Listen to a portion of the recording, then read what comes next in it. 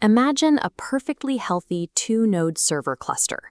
Nextcloud serves files, Jellyfin streams media, and the home lab is humming along in perfect sync.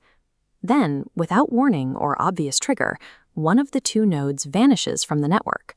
The server hasn't crashed. The fans are spinning, the power lights are green, and the VMs are still running. From an outside perspective, it looks like a brief network glitch. But to the cluster internally, the system registers a total node fatality. You immediately hit a diagnostic wall. You can't SSH into the machine. You can't check the real-time logs. The server is completely unreachable, leaving you blind to what is actually happening. You are no longer troubleshooting CPU performance or a failing hard drive. You are trying to prove to the network that this server actually exists. A computer cluster does not monitor a machine's physical power state. It only recognizes active communication. This diagram illustrates a critical process.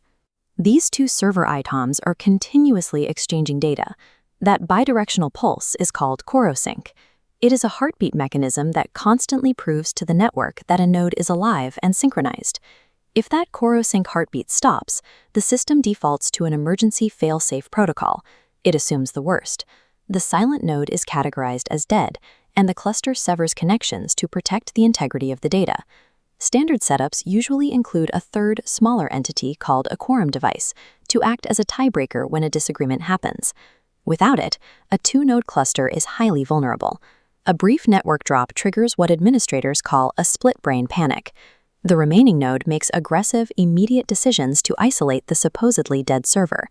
The entire cluster operates on a highly fragile consensus.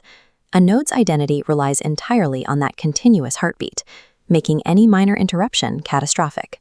For months, this specific configuration was rock solid. That changed the same afternoon a new tool was added to the stack, a lightweight overlay network called Netbird. Netbird manages network traffic by modifying the system's routing tables. It adds new default routes and subnet rules to help devices talk securely to each other. This data flowchart shows what happens when those rules overlap. Corosync packets attempt to travel their standard route, but Netbird's new intersecting pathway, labeled overlay, forces those critical heartbeat packets down a dead-end vector. The node never stopped broadcasting its heartbeat.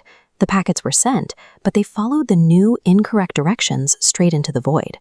Rebooting the server temporarily clears the network interfaces. The conflict disappears, the node rejoins the cluster, and everything appears to function perfectly. That reboot is a reset, not a resolution. The overlapping routing rules remain configured in the system, dormant, waiting for the exact right conditions to trigger again. The node didn't crash at random. It fell into a conditional trap, where software misdirects the very heartbeat required for the cluster to function. Diagnosing this requires overcoming a crisis of observability.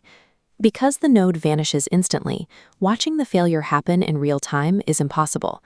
By the time you can access the system, the failure is over.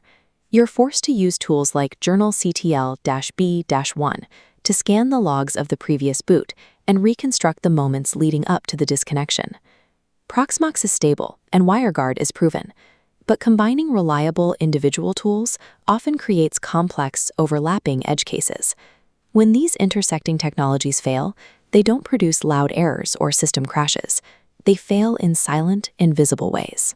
In any clustered computing environment, networking serves as the essential identity of the machine.